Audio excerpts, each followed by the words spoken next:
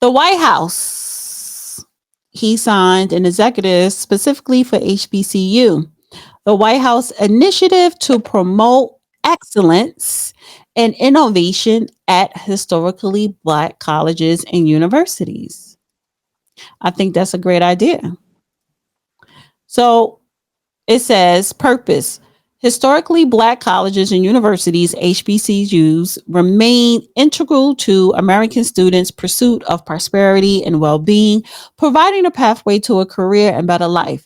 This order will continue the work begun during my first administration to elevate the value and impact of our nation's HBCUs as beacons of educational excellence and economic opportunity that serve as some of the best cultivators of tomorrow's leaders in business, government, academia, and military.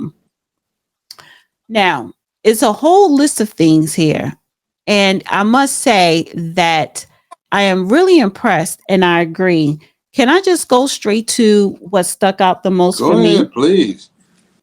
So, White House initiatives on HBCUs.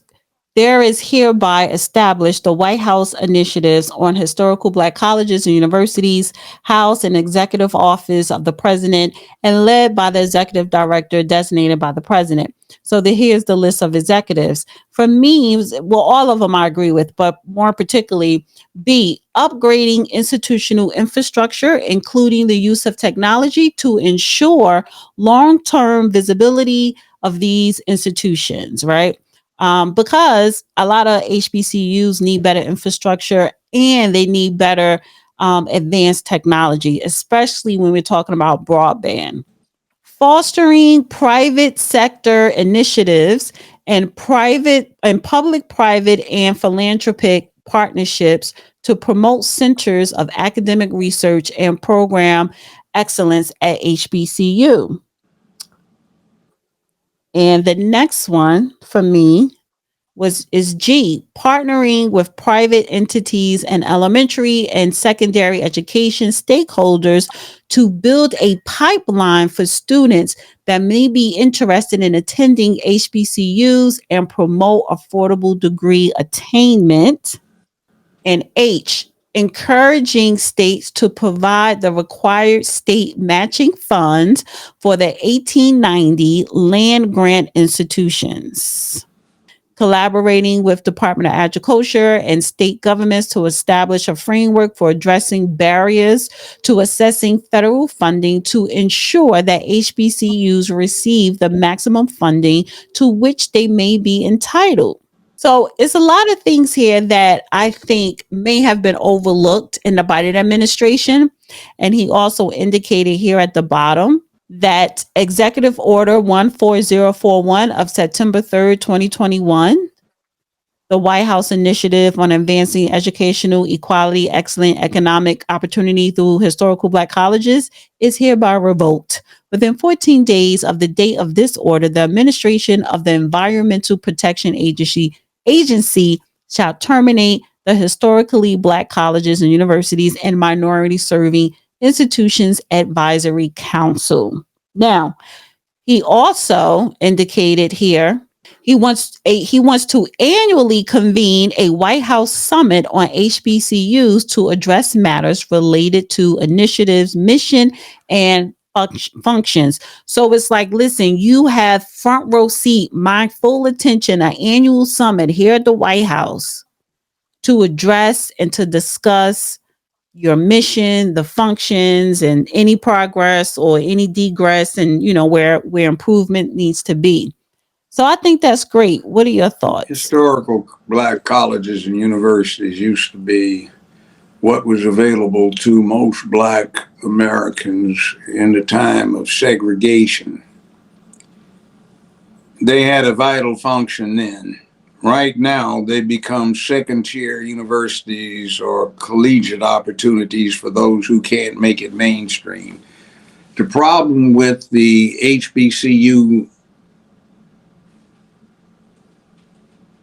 realm is that it has become much like the major urban areas of the United States, poorly run, mismanaged, and sources for criminal opportunity to misappropriate and embezzle funds.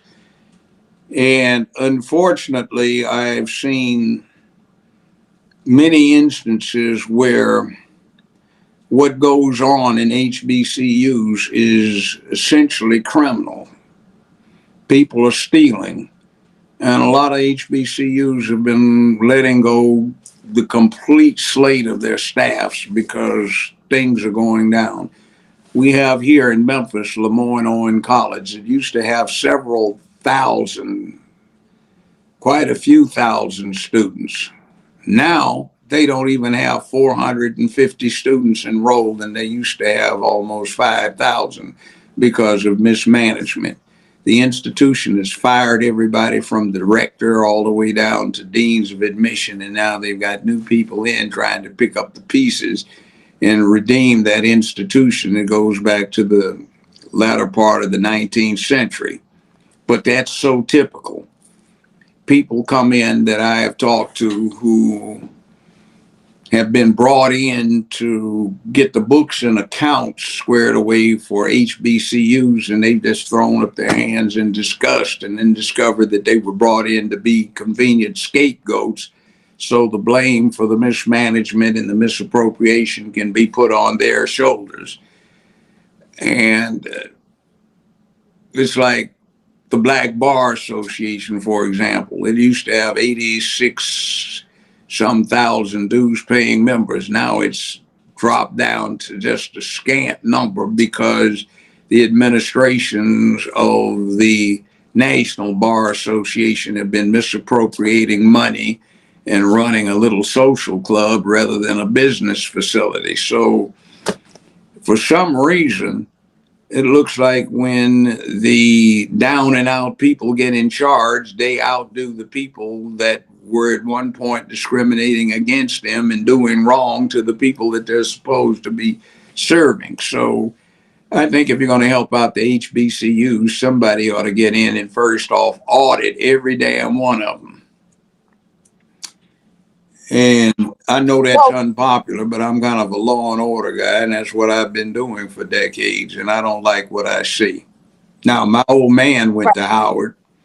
Howard is an undergrad and law school. My mother went to Fisk and Lane College, and she was on staff at Lincoln University and Lane College, and for a brief while, Tuskegee Institute. So I understand it. We've got family connections to that stuff, but I don't like what I'm looking at right now. well, I think this is a good start, this executive order to get things in order. It also says here strengthening HBCUs through enhanced institutional planning and development, fiscal stability, and financial management. So, what you was just talking to, a lot of HBCUs are in financial turmoil, and that is because of financial mismanagement, stealing money, don't know how to raise money. So if you do have a panel, right, I think this executive is also going to hold the administration accountable, making sure that they're doing their job. Yeah, and they need to do something about the way HBCUs operate. I've been around to quite a few over the last few decades, and it has not disabused me of my impression the first time I became exposed to one after I got out of college. I came to Tennessee and I looked at Tennessee A&I and Fisk. I graduated from UCLA, had a law degree from UCLA, and when I got there, the way they were operating things and the expectations that they put on the students reminded me of just a glorified high school, not a major university. And I found it intolerable. I said, we didn't even have these kind of strictures put on us in the LA school system when I was in high school, let alone junior high school. And now they're teaching these kids who are 18 and above, supposed to be the leadership of tomorrow, like they are still in the sixth and seventh grade. And for the most part, I was astonished that it was almost called for because some of the crazy stuff I saw go on was not just craziness with a devotion to getting your money's worth of academia because you were going to be responsible for paying for the whole thing or your parents. And it was like they act like they're still in elementary, well, junior high school. What is this? So we need a complete revamping of that, just a complete one. And I like the fact that, partnering with private entities and elementary and secondary education stakeholders to build a pipeline. And that's what's missing too. So these schools, especially if you're in a predominantly black area, the whole student population at a high school or junior high elementary is black, right? And but there needs to be, even on that level, it needs to be a revamped of a pipeline, not a school to prison pipeline, but a school to college pipeline, preparing these students for college, because a lot of black students, who come from lower socioeconomic backgrounds, are not prepared for Well, college. let me try to say this. I went to John Muir Junior High School in Los Angeles. This was back in the late 50s. When I went there, I think the integration consisted of the light skinned black folk because there were no white people there other than some of the staff, and they contributed to the excellence. Students were imposed upon to learn, you were imposed upon to become leaders. You got strong black men who had been in the service who were giving you what life was about, and they accepted no excuses, no compromises. Your shoes had to be shined, polished. Your slacks, trousers had to be creased and clean. Your shirts laundered, and the tails tucked in, belts appropriate, hair cut. The girls had dress regulations, bobby socks, pumps. Skirts had to be so long below the knee, and white blouses buttoned appropriately.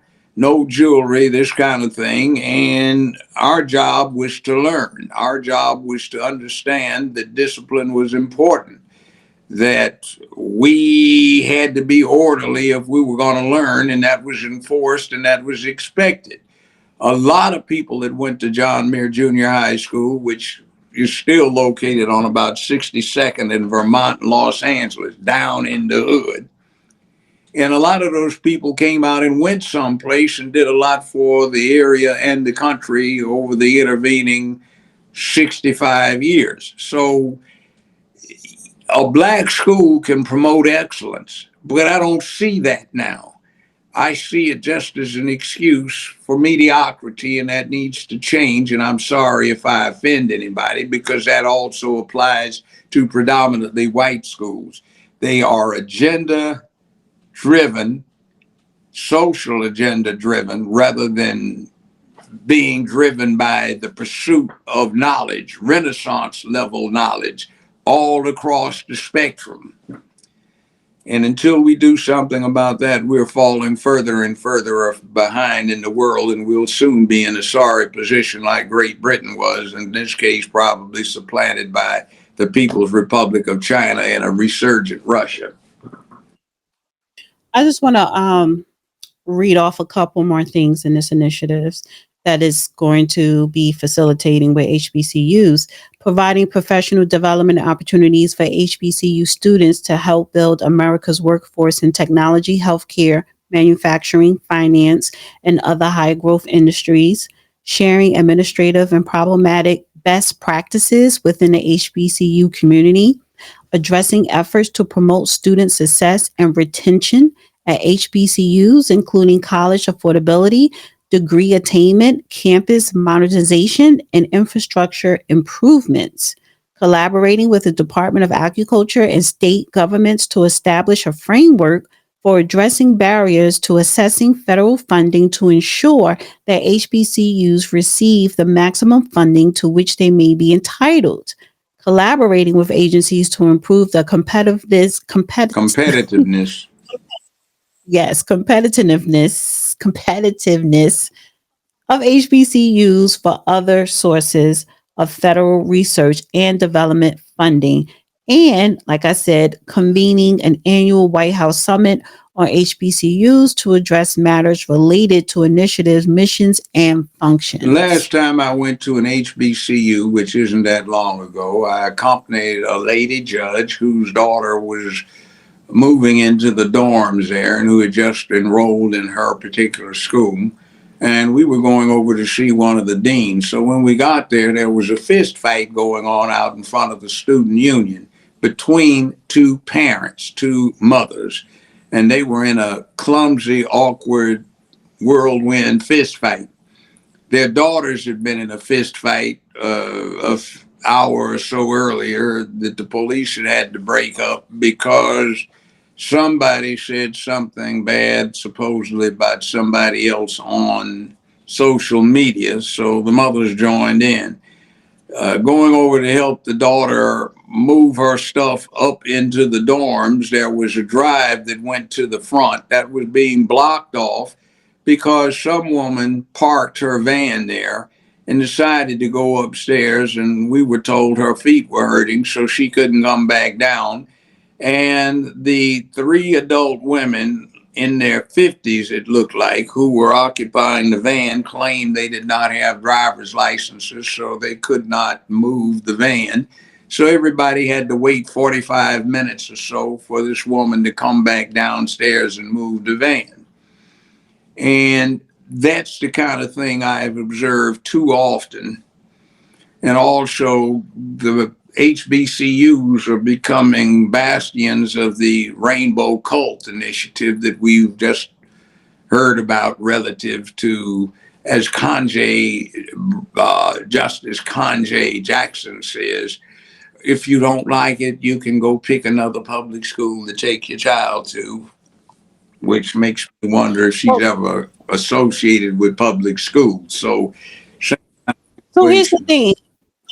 I'm going to put a link to this initiative in the description. So I want everyone to go check it out and read it in details because there's more stuff. I'm not going to read the whole thing. And one more thing before we close out here that I wanted to share because I like history, right? It says in 1956, authoring Lucy, authoring Lucy became the first black student admitted to the University of Alabama after a long legal battle that included the Supreme Court.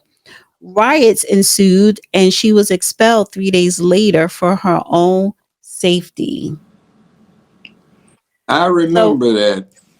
I was in fifth grade in elementary school, and we were exposed to that. so I want to read this on her, on Miss Lucy.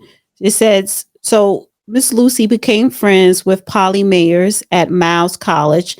And after graduation, Mayers proposed that they both apply to graduate school at the University of Alabama, which had never accepted a black student. Lucy initially thought Mayers was joking, but decided to commit to the plan when Lucy realized Mayers was serious. Mayers was a civil rights activist with the NAACP, Polly Mayers. That's her friend's name. So in September of 1952, the pair applied to the University of Alabama. Lucy later said that she wanted a second undergraduate degree, not for political reasons, but to get the best possible education in the state. Although the women were accepted, their admittance was rescinded when authorities discovered they were not white. Backed by the NAACP, Lucy and Mayers charged the university with racial discrimination in a court case that took almost 3 years to resolve. While waiting, Lucy worked as an English teacher in Carthage, Mississippi, and as secretary at an insurance company. In 1954, the landmark Supreme Court desegregation case, Brown versus Board of Education, said that racial segregation in public schools was unconstitutional. This president made a federal court aside with Lucy and Mayers against the university. Lucy and Mayers' attorney from the NAACP included Constant Baker Motley, Arthur Shores, and Thurgood Marshall, who had helped win Brown. On June 29, 1955, the NAACP secured a court order permitting the university from rejecting the admission application of Lucy and Mayers, who had married and was known as Polly Mayers Hudson, based upon their race. Days later, the court amended the order to apply to all other African American students seeking admission to the university. The university hired private investigators to find reasons to disqualify Lucy and Mayers. It was able to reject Mayers on the grounds that a child she had conceived before marriage made her unsuitable student, but couldn't find a reason to reject Lucy. At least two sources have said that the board hoped that without mayors, the more outgoing and assured of the pair, and whose idea it originally was to enroll at Alabama, Lucy's own acceptance would mean little or nothing to her, and she would voluntarily decide not to attend. But mayors and others strongly encouraged her, and on February 3rd, 1956, Lucy enrolled as a graduate student in library science, becoming the first African American ever admitted to a white public school or university in the state. Even though Lucy was officially admitted, she was still barred from all dormitories and dining halls. Attending her first class on February 3rd, 1956, the Ku Klux Klan began burning crosses nightly on the university campuses. Riots broke out February 6, 1956, on the campus, and a mob of more than 1,000 men yelled and pelted the car in which the dean of women drove Lucy between classes. That's the same philosophy, same spirit of things that they're proceeding against the uh, anti-Semitic, allegedly anti-Semitic situation. And Yeah, I'm glad you said alleged. now, Wait, let me just insert this, right? After Lucy was expelled from the university, Thurgood Marshall was so concerned about her safety that he brought her to New York to stay in his home with him and his wife, Cecilia. Lucy said later, I just felt so secure with Mr. Marshall and his wife, how grateful I have been over the years for the protection and the kindness he gave me. She ended up marrying in 1956 to a Hugh Foster. He was a divinity student at Miles College. So, yeah. She lived to be 92 years old. She died in 2022. good for her. It's always a first. It's always a first. I've been first in a few things, but nothing like that. Anyway, I get it. But you see, there was a different kind of flavor, and you don't see her talking about being a perpetual victim. She was proactive and decided to get involved. Nowadays, people don't even bother. They just say, I'm victimized. You should give it to me so I'm whole. Now, one interesting thing about what was happening with black folk colleges and universities, blacks in colleges and universities, in the Deep South, they had extremely segregated educational facilities. Now, every now and then, it developed that there was a black student who was qualified to go to a state college or university who was denied admission based on race. Now, the decision that you had, Plessy versus Ferguson, was separate but equal. So if they were going to be separate to make sure it was equal, a lot of blacks wound up getting full paid scholarships to Harvard, Yale, Princeton, Vassar, Stanford, and places like that, where the Southern state paid for the whole thing: room, board, lodging, tuition, incidentals, books, that kind of thing, so they would not have to justify why the student could not receive a comparable higher education inside the state. So that kind of fell by the wayside, but is what it is. Quite a fascinating time. It was because and this is why I always like to bring up stories like this, true stories, because there always have to be a first. But the first people need to understand comes with sacrifice. So Miss Lucy was the first to integrate University of Alabama. Lloyd Gaines, and I've mentioned him before.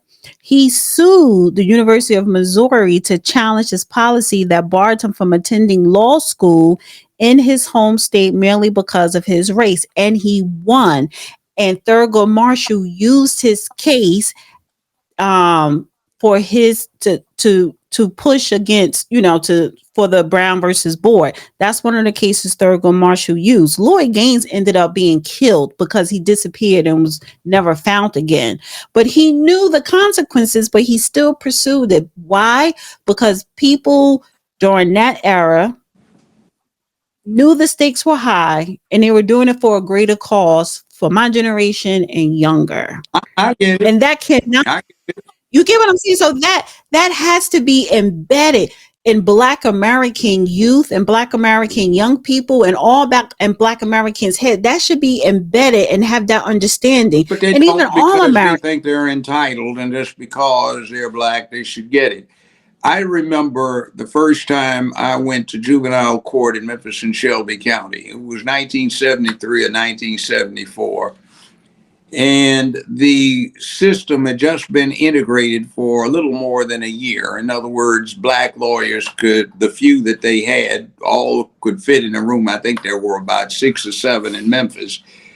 They were permitted to come inside the courtroom rather than waiting in the hallway with their black clients until their names were called. And the judge called me the N word, and I went all the way off. I thought they were going to shoot me or I was going to shoot somebody. And he didn't realize I was a lawyer, and I had one of these old bulky tape recorders, and I tape recorded everything else. And I just got there not long before that from Los Angeles. So that struggle went on for 50 some years. And most recently, when I had retired from this show, one idiot who was not elected, was not a judge, was an appointed magistrate by this same racist dog that I had encountered 50 years before, who was a sixth grade dropout. That's as far as he got educational wise, but he was the judge. One of his appointees and I got into it in the courtroom. They turned off the recording devices, and I wound up doing 5 days in jail for contempt because I wouldn't back down off of this punk. His name is Harold Horn, by the way, and he was an idiot, and he wanted to go do something instead of tending to his job, and he got appointed to that position 6 months out of law school, and he never got elected. And the main judge was held not to be able to hear cases because his educational deficiencies disqualified him. So I had a 50-year history of fighting these folk who just did wrong, wrong, wrong, wrong to black folk repeatedly because they made money off of it. And it had its consequences. So, yeah, there are things like Yeah. that.